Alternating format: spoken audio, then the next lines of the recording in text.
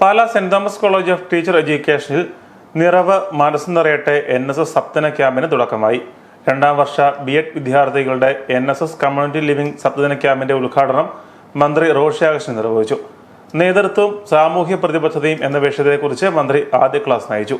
കലാലയ ജീവിതത്തെക്കുറിച്ചും NSS പ്രവർത്തന അനുഭവങ്ങളും മന്ത്രി വിദ്യാർത്ഥികളുമായി പങ്കുവച്ചു.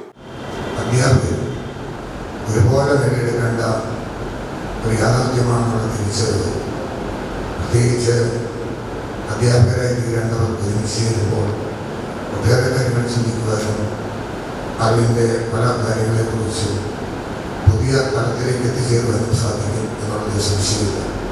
അതിൽ 7 ദിവസം ഒരുമിച്ചായിരിക്കുമ്പോൾ അവർക്കാനുള്ള സമയവും അതോടൊപ്പം പുതിയ അറിവിലേക്കൊക്കെയുള്ള കൂടുതൽ സമർപ്പണം ഉപയോഗിക്കുക ചരിത്രത്തിൻ്റെ പാരമ്പര്യത്തിൽ ഏറ്റവും കൂടുതൽ സന്തോഷ നിമിഷങ്ങളായി മാറാൻ ഈ ക്യാമ്പ് സാധിക്കട്ടെ. College principal professor doctor sister Beenamma Mathew അധ്യക്ഷത വഹിച്ചു.